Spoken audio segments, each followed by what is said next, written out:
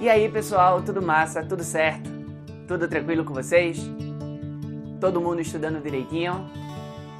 Pois bem, o sucesso tá chegando, a vitória tá perto e eu confio demais em vocês, tá? Que a nossa onda azul, como eu costumo dizer em sala de aula, que a nossa onda azul, ela possa inundar os listões de vestibulares pelo Brasil inteiro, tá bom? Então, o assunto de hoje, a Era Vargas. Então, vamos falar dela? Vamos nessa? Vem com o cara!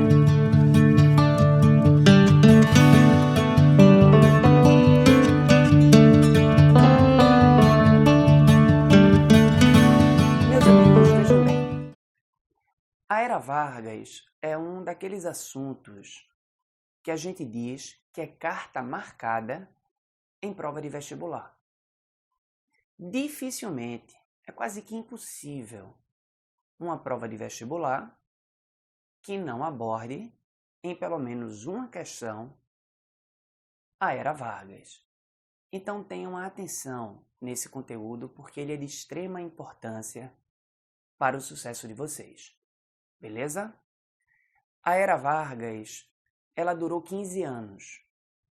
Ela teve início em 1930, quando Getúlio Vargas, contando com o apoio dos militares, ele retirou Washington Luiz do poder, e ela vai terminar em 1945, quando Getúlio Vargas ele renuncia forçadamente à presidência do Brasil.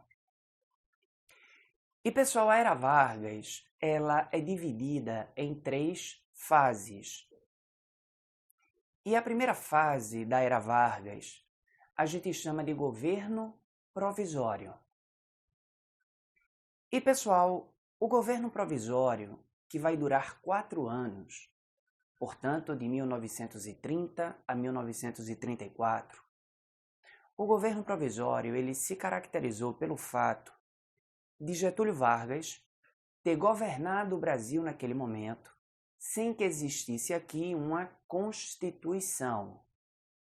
É legal que vocês anotem isso. Com a deposição de Washington Luiz, com a renúncia de Washington Luiz, a Constituição Brasileira de 1891, ela foi instantaneamente revogada.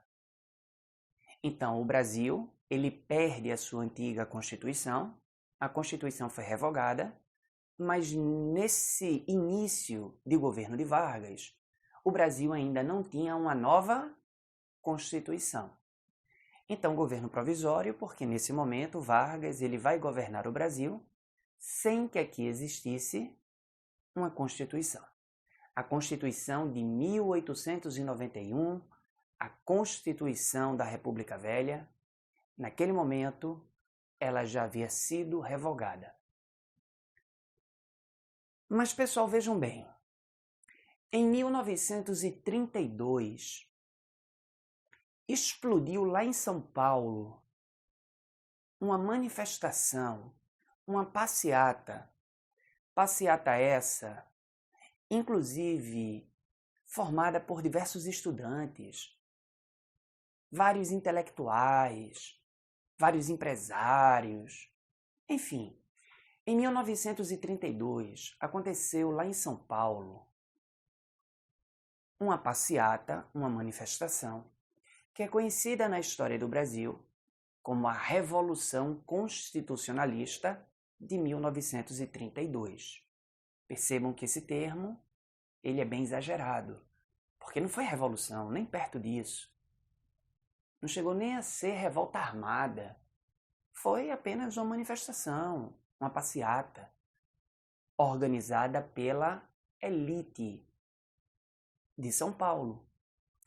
E essa Revolução Constitucionalista, ela também é conhecida por uma sigla chamada de MMDC.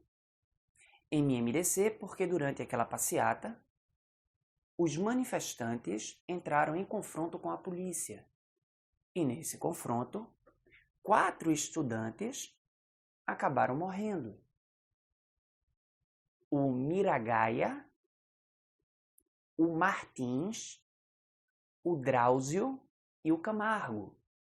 Ninguém precisa decorar o nome desses estudantes. Mas em 1932 aconteceu uma grande passeata lá em São Paulo. Essa passeata contou com a presença de empresários, contou com a presença de intelectuais e também contou com a participação de milhares de estudantes. Mas essa passeata acabou entrando em confronto com a polícia e 4 estudantes acabaram morrendo. É o MMDC em homenagem a esses 4 estudantes que morreram. E pessoal, o que aquela manifestação, o que aquela passeata pedia era que Getúlio Vargas convocasse uma constituinte. Até porque entendam, se um presidente governa um país sem que nesse país exista uma constituição, esse presidente é um ditador. Porque se não tem constituição, não tem congresso. Se não tem constituição, não tem divisão de poderes. Se não tem constituição, não existe formalização de pleito eleitoral. Então entendem? Normalmente quando a gente fala que Vargas foi ditador, a gente lembra logo do Estado Novo, que lá na frente a gente vai falar. Mas o Vargas ele foi ditador também durante o governo provisório, porque naquele momento Vargas ele detinha todos os poderes em suas mãos, haja vista que não havia no Brasil uma Constituição. Então explode lá em São Paulo essa revolução constitucionalista, onde a população paulista vai pedir que Getúlio Vargas convoque uma constituinte.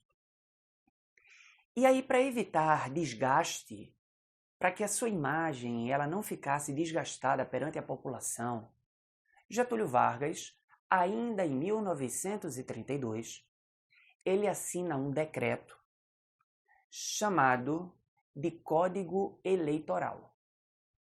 E através desse decreto, através do Código Eleitoral, Getúlio Vargas ele convoca uma constituinte e em 1934 essa constituinte ela elabora uma nova Constituição para o Brasil. E essa Constituição, chamada de Constituição de 1934, ela foi a nossa terceira Constituição. Vamos lembrar? A primeira, a Constituição de 1824. Uma Constituição monarquista que foi imposta, que foi outorgada pelo Dom Pedro I. A segunda Constituição do Brasil, a gente falou na aula passada, a Constituição de 1891, a Constituição da República Velha, a primeira Constituição republicana. Portanto, a terceira Constituição, a Constituição de 1934. E essa Constituição, ela é bem famosinha na história do Brasil por 3 coisas, por 3 características. A primeira característica dessa Constituição, coloquei no caderno, a implementação das leis trabalhistas. As leis trabalhistas, elas foram introduzidas no Brasil pela Constituição de 1934. Mas aí tem um detalhe. As leis trabalhistas foram criadas em 1934, mas em 1943, Getúlio Vargas, ele ratificou, ele reafirmou a necessidade de existirem leis trabalhistas no Brasil.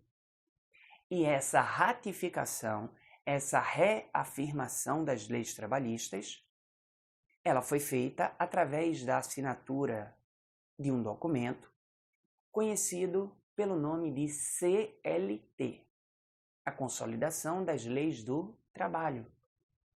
Então, as leis trabalhistas foram criadas em 1934, mas elas foram ratificadas, elas foram reafirmadas, elas foram consolidadas em 1943, com a CLT.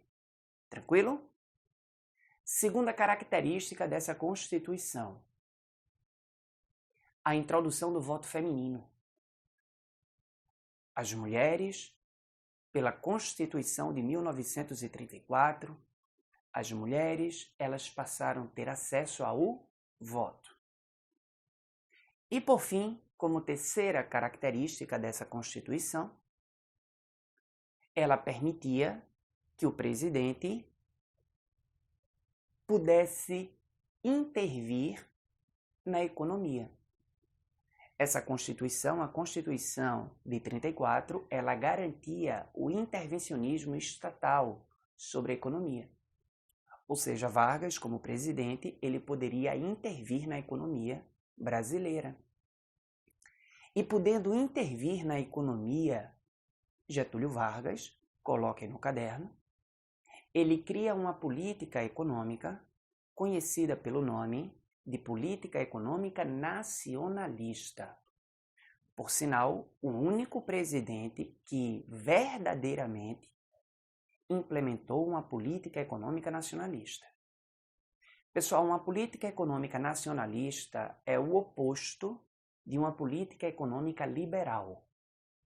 A política econômica liberal é aquela onde o Estado não intervém na economia. Ou seja, uma economia liberal é uma economia de abertura de mercado.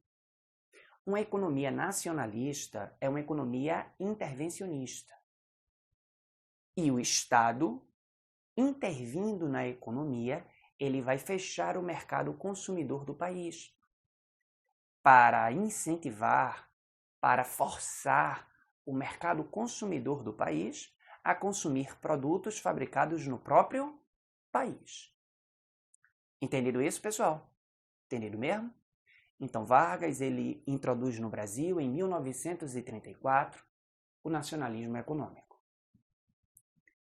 Com a elaboração da Constituição de 34, a gente diz que se tem fim o governo provisório do Vargas e se tem início a segunda fase da era Vargas, chamada de governo constitucional, que vai durar 3 anos.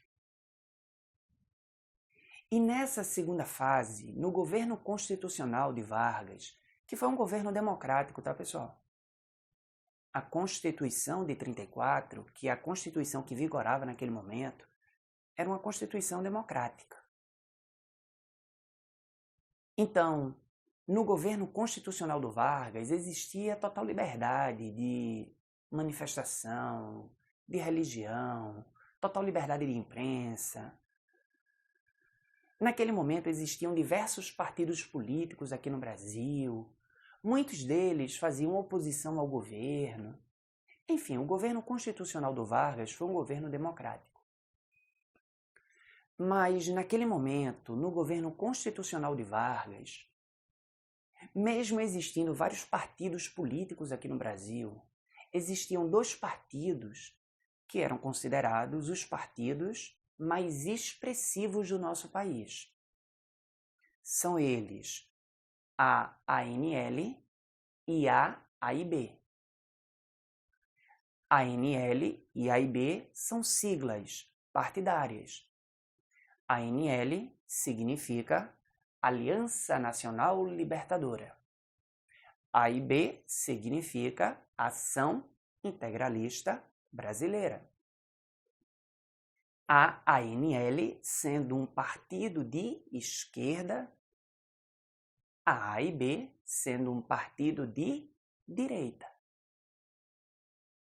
Pessoal, a ANL, coloquem no caderno, era um partido formado por líderes sindicais e era um partido formado pela baixa oficialidade do Exército. Ou seja, a ANL ela era formada por militares de baixa patente, militares de baixa oficialidade. E a ANL ela defendia a liberdade de expressão, ou seja, defendia um Estado democrático de direito, mas ao mesmo tempo a ANL defendia a suspensão da dívida externa brasileira, E mais do que isso, como o presidente ele poderia intervir na economia, a ANL ela pedia que o Vargas realizasse uma reforma agrária. Por outro lado, a AIB, um partido formado pela elite ruralista brasileira, um partido formado por cafeicultores, por senhores de engenho, por fazendeiros,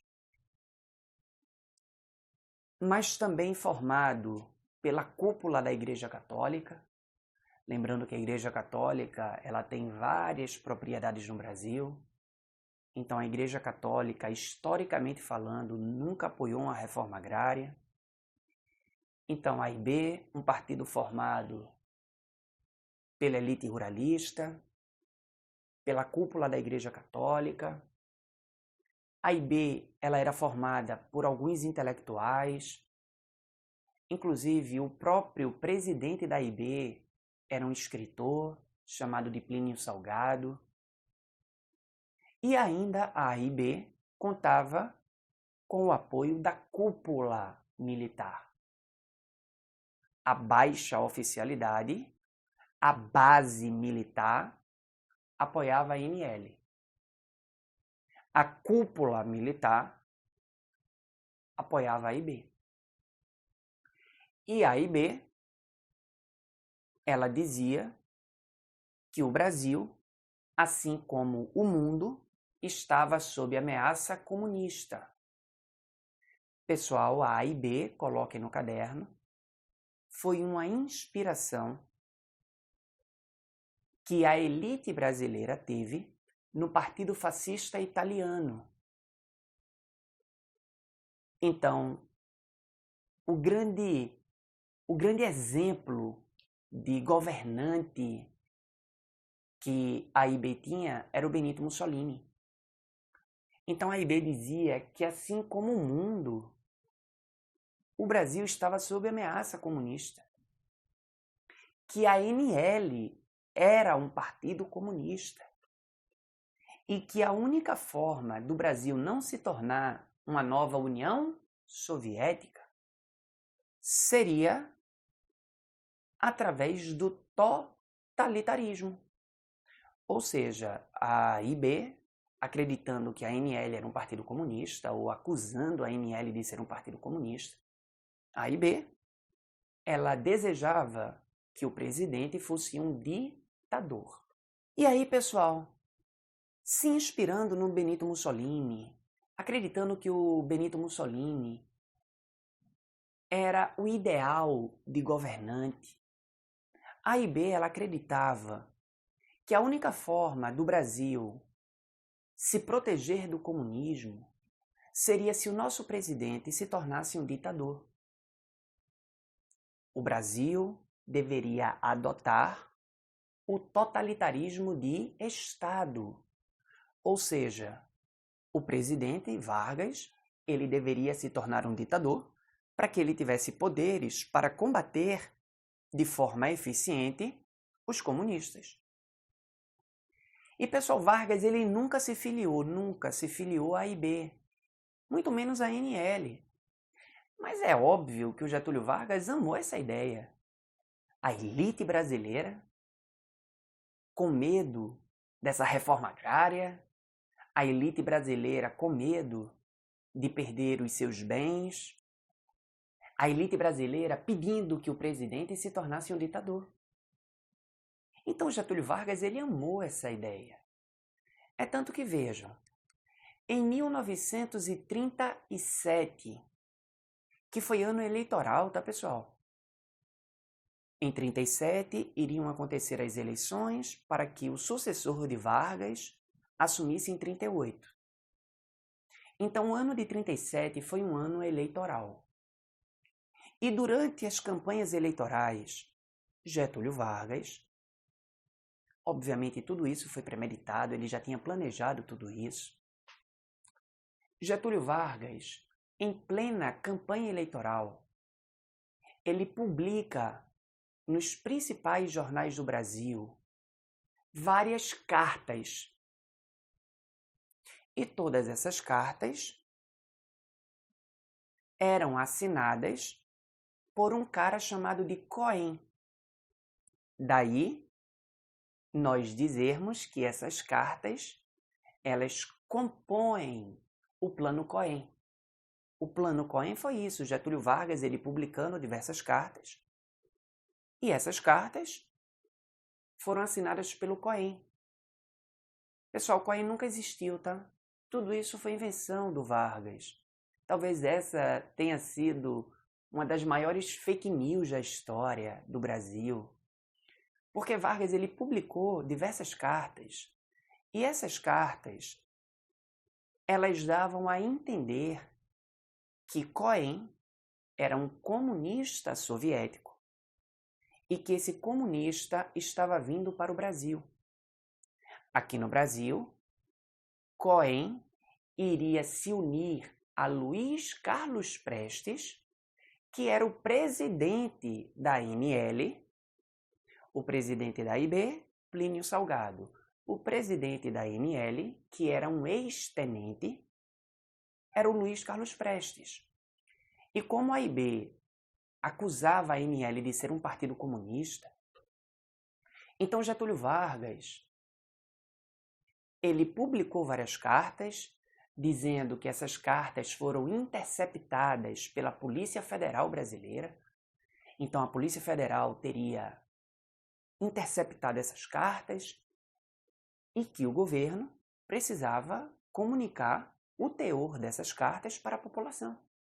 E essas cartas diziam basicamente que Cohen era um comunista soviético que estava vindo para o Brasil se encontrar com Luiz Carlos Prestes para que eles, Cohen e Prestes, organizassem uma revolução socialista aqui no Brasil. Mas, ao mesmo tempo, Getúlio Vargas ele usou a imprensa brasileira para dizer que comunista é sinônimo de comedor de criancinhas. Pessoal, parece piada, mas não é.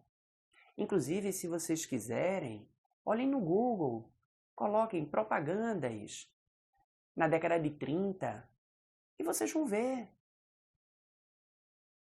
A imprensa brasileira mostrava para a população que os comunistas eles eram monstros, eles eram ladrões, eles eram bandidos, eles eram estupradores, que os comunistas são vagabundos, que só querem tomar o que o pai de família construiu. Os comunistas eles querem inverter os valores, eles querem acabar com a moralidade da sociedade. Enfim, o governo, o que era típico do nazismo, tá, pessoal? Do fascismo. Lá na Europa, Hitler, Mussolini faziam a mesma coisa. Usavam a imprensa para criar uma imagem do comunista associada à imagem de um monstro, de um ladrão, de um bandido. Aquele que vai roubar tudo que tu tem, aquele que vai te deixar sem nada.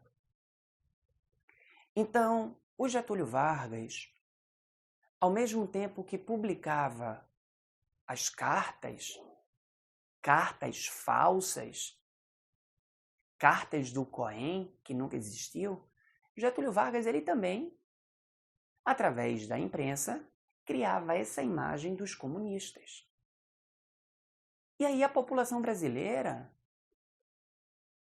como um todo, a população brasileira acabou sentindo medo. A não ser, obviamente, pessoas mais bem instruídas, né? Pessoas mais intelectualizadas. Então essas pessoas aí não sabiam que aquilo era jogada. Mas o fato é que a grande massa, a grande população, pessoal, infelizmente até hoje o nosso país é um país analfabeto, né? Sendo que hoje a gente fala de um analfabetismo funcional, que é consequência de uma educação pública de péssima qualidade, né? Isso é uma mazela terrível que o nosso país tem. A maior parte da população depende da educação pública, mas a educação pública, por sua vez, e aí, obviamente, não é culpa dos professores, obviamente, não é culpa dos diretores. A culpa é do governo, que não investe como deveria nas escolas públicas. São poucas as escolas públicas no nosso país que são escolas de referência. Aqui, por exemplo, em Recife, que é onde eu moro, me vem na cabeça duas escolas de referência. A Escola do Recife e a Escola de Aplicação, que são escolas públicas de altamente qualidade, altamente referendadas. Mas tirando essas escolas, eu não consigo imaginar uma outra escola de tamanha referência, a ponto de competir de igual para igual com a educação privada. Entende o que eu estou dizendo? Então a educação pública no nosso país ela é precária, infelizmente. Então a população brasileira é uma população analfabeta. Agora, uma população analfabeta funcional. Aquela que não teve uma educação de qualidade. E o problema de uma população analfabeta é que muitas vezes ela acaba acreditando naquilo que ela vê no jornal, aquilo que ela vê na televisão, por mais que naquela época não existisse ainda televisão no Brasil, né? Mas uma população analfabeta, ela acaba acreditando o que ela vê no jornal, o que ela vê na televisão, o que ela escuta no rádio. E aí, se a imprensa brasileira está dizendo que o Brasil está sob ameaça comunista, que esse Cohen está vindo da União Soviética para se unir com Luiz Carlos Prestes, que era o presidente da INL, para os dois organizarem uma revolução socialista aqui no Brasil, e que os socialistas, os comunistas, são comedores de criancinhas e querem tomar tudo que a população tem, é óbvio que a população brasileira ficou com medo. E se aproveitando desse medo da população brasileira, e sendo apoiado, obviamente, pela elite do nosso país, elite essa que definitivamente estava tentando de tudo para evitar uma reforma agrária, né? Então é jogada política, né, pessoal? Política é um jogo, infelizmente, é um jogo, né? Troca de interesses. Então eu aumento os poderes do Vargas, eu, elite brasileira, dou mais poderes para o presidente, mas em contrapartida, o presidente, ele vai defender, ele vai resguardar os meus interesses. Então era mais ou menos isso. Então, para impedir definitivamente uma reforma agrária aqui no Brasil, a elite brasileira, a cúpula sacerdotal, a cúpula militar, enfim, a elite brasileira, apoiando Getúlio Vargas, ela concordou com a assinatura com um decreto de estado de sítio. No dia 10 de novembro, para ser bem específico, 10 de novembro de 1937, Getúlio Vargas, dizendo que o Brasil estava sob ameaça, que esse tal de Cohen não poderia entrar no nosso país, que o Brasil não poderia se permitir ser tomado pelos comunistas, enfim. Alegando isso, que o Brasil estava sob ameaça dos terríveis comunistas, no dia 10 de novembro de 1937, Getúlio Vargas, tendo o apoio da cúpula militar, tendo o apoio da elite ruralista, tendo o apoio da cúpula da Igreja Católica, Getúlio Vargas ele assina um decreto. E por esse decreto, Getúlio Vargas ele estabelece um estado de sítio aqui no Brasil. Estado de sítio é fechamento do Congresso, tá, pessoal? E aí entendam, se o presidente fecha o Congresso, automaticamente o presidente se torna um ditador. Porque se não tem Congresso, todos os poderes passam a ficar concentrados nas mãos do presidente. E aí, essa decretação de estado de sítio marca o fim do governo constitucional de Vargas e marca o início da terceira e última fase da era Vargas, que por sinal é a mais longa e a mais famosa. O Estado Novo, que vai de 1937 até o ano de 1945. E pessoal, percebam, o Estado Novo ele foi tão premeditado, esse golpe, né, o golpe de 1937, o fechamento do Congresso, com o apoio da elite brasileira, com o apoio da cúpula militar, enfim, essa coisa ela foi tão premeditada que ainda naquele dia, 10 de novembro, utilizando uma cadeia de rádio, Getúlio Vargas ele anunciou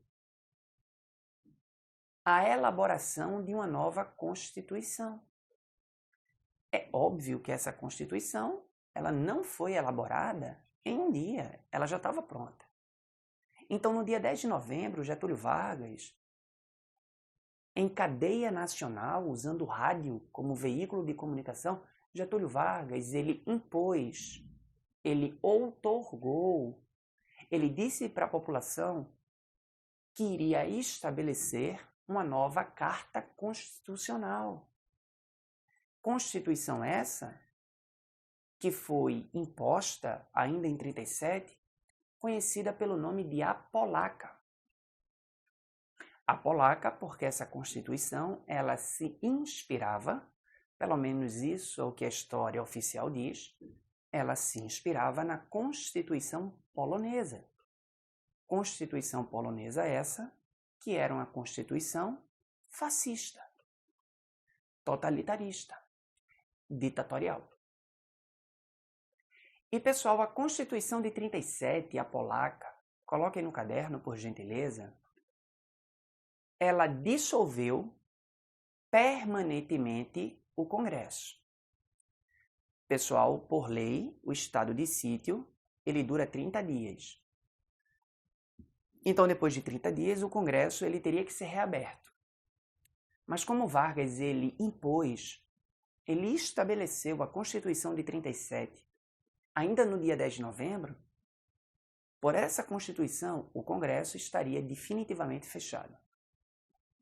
Ou seja, Vargas seria permanentemente ditador. Pela Constituição de 37, todos os partidos políticos aqui do Brasil, todos eles foram extintos, foram fechados.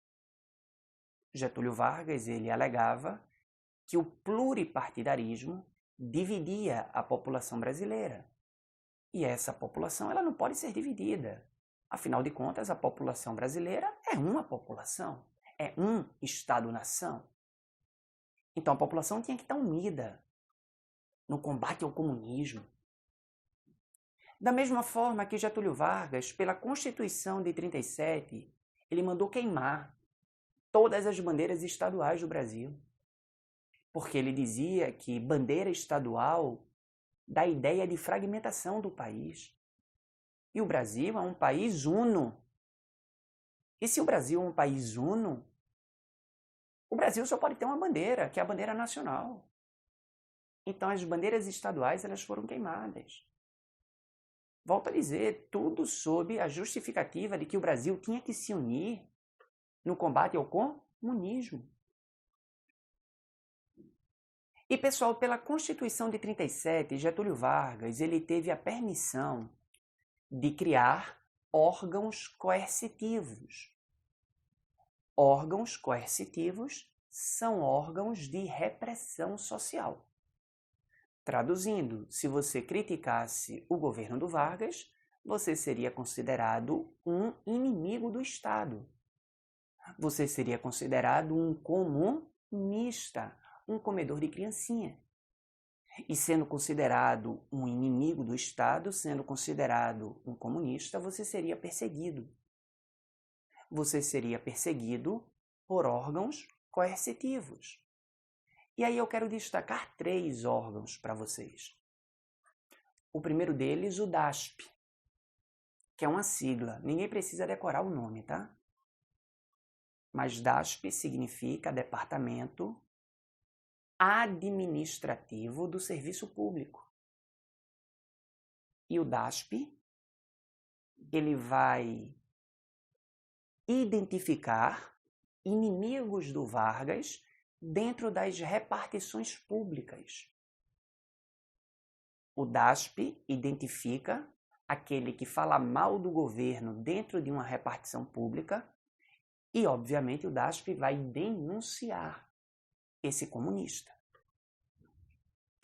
O segundo órgão coercitivo, o DIP, que é o mais famoso, inclusive, né? O Departamento de Imprensa e Propaganda. o DIP ele vai censurar os meios de comunicação.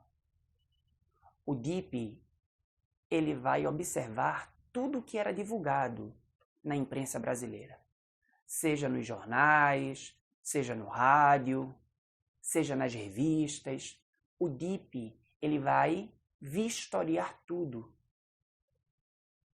e vai tirar de circulação qualquer matéria que falasse, que criticasse o governo de Getúlio Vargas. É uma censura nos meios de comunicação. Inclusive o DIP foi o órgão que criou um programa de rádio que até hoje existe. É um programa obrigatório.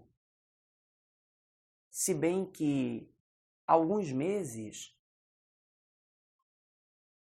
o governo, o Congresso, flexibilizou o horário desse programa de rádio. Mas todas as emissoras, em algum momento, precisam passar esse programa, chamado de A Voz do Brasil. E A Voz do Brasil foi criado pelo DIP para ser um programa de rádio bajulador, para fazer com que as pessoas acreditassem que tudo que o Getúlio Vargas fazia era para o bem do Brasil. Tudo era para proteger a sua família, para que os comunistas, para que os comedores de criancinhas não tomassem tudo que você tem. O terceiro órgão coercitivo, o DOPS. DOPS significa Departamento de Operações de Proteção Social. Departamento de Operações de Proteção Social. E o DOPS nada mais era do que uma delegacia. Essa delegacia, ela recebia os inimigos de Vargas, os inimigos do Estado. O DOPS não era uma delegacia comum. Não era uma delegacia que recebia ladrão, que recebia sequestrador. O DOPS era uma delegacia política. E nos DOPSes, todos aqueles que faziam oposição a Vargas eram torturados. E muitos assassinados. Então, delegacias especializadas em torturar pessoas. Mas, meus amigos, uma coisa que eu quero que vocês saibam é que durante o Estado Novo, Getúlio Vargas ele colocou o Brasil na Segunda Guerra Mundial. E aí, para ser mais específico, o Brasil entrou na Segunda Guerra Mundial em 1942. Mas, pessoal, aí tem um detalhe. Getúlio Vargas ele mandou para a Europa a FAB e a FEB, a Força Aérea Brasileira e a Força Expedicionária Brasileira. Mas a FAB e a FEB não lutaram ao lado dos países do eixo.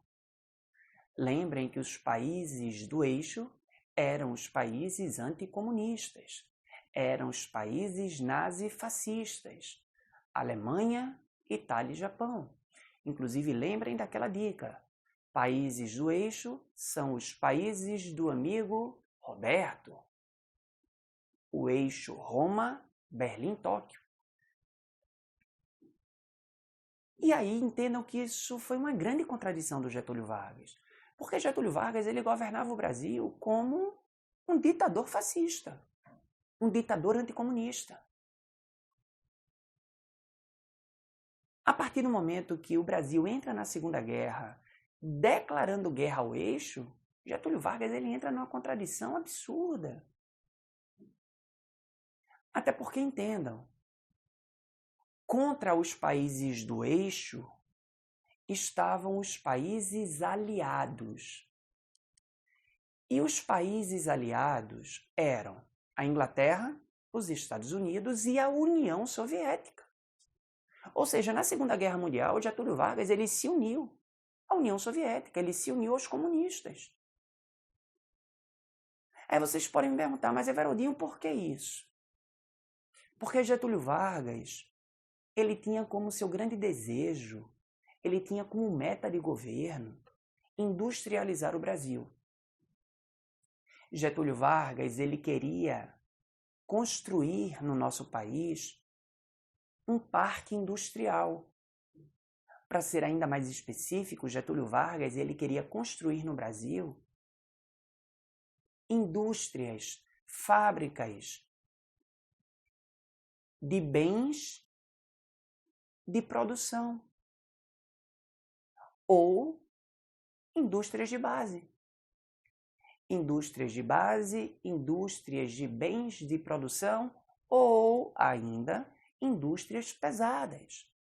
Esse era o grande desejo de Vargas, sendo que o governo federal brasileiro não tinha grana para construir essas indústrias de base. E Vargas ele pediu empréstimo a Hitler.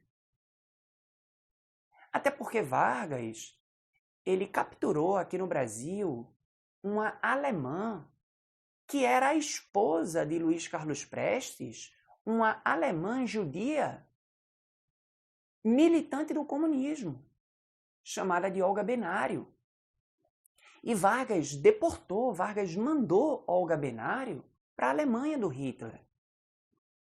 Então Vargas, com isso, ele tentou se aproximar da Alemanha e ele pediu empréstimo a Hitler. Mas Hitler negou.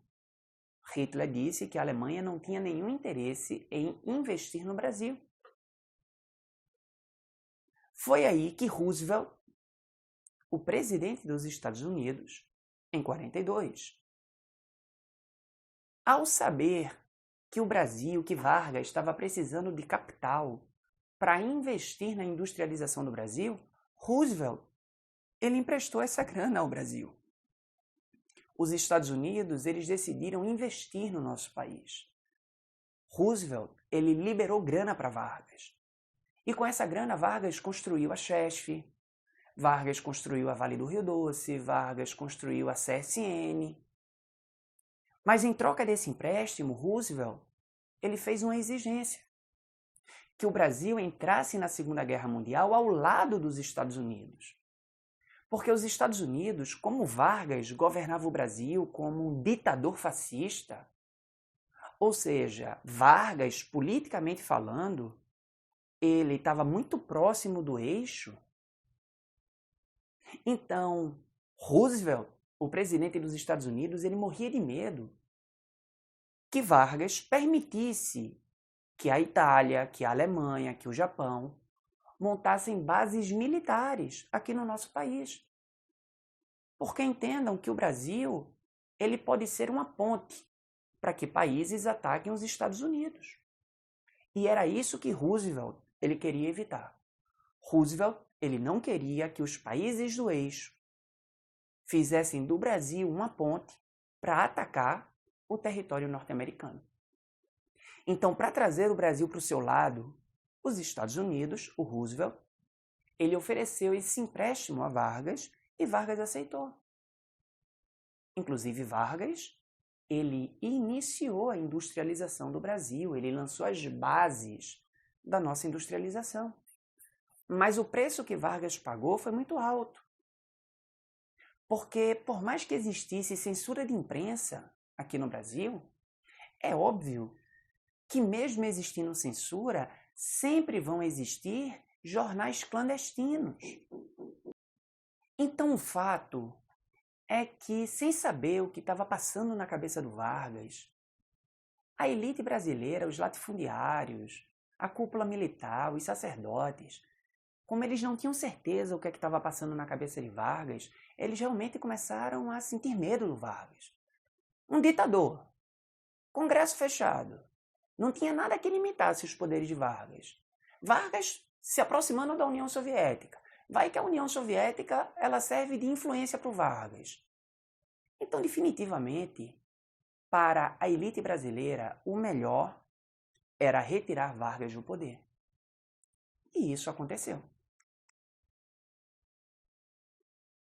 Pessoal, essa crise política, essa contradição praticada pelo Vargas. Aqui no Brasil, Vargas está combatendo os comunistas, lá fora Vargas está se unindo aos comunistas.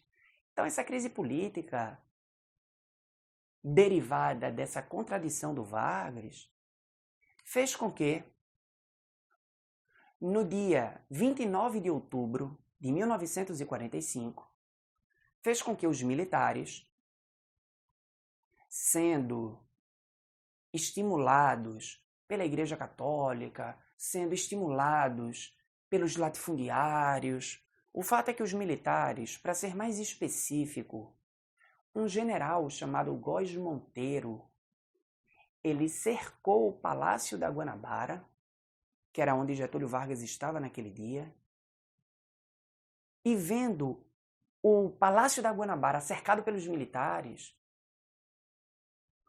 e aí o que era dito era o seguinte: ou Vargas renunciava ou ele seria preso. Ele deixaria a presidência por bem ou por mal.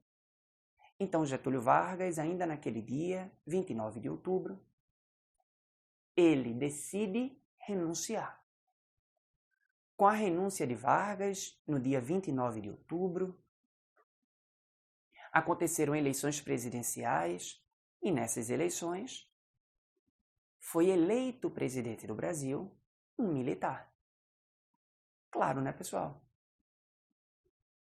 A elite brasileira ainda tocava na tecla de que o Brasil estava sob ameaça comunista.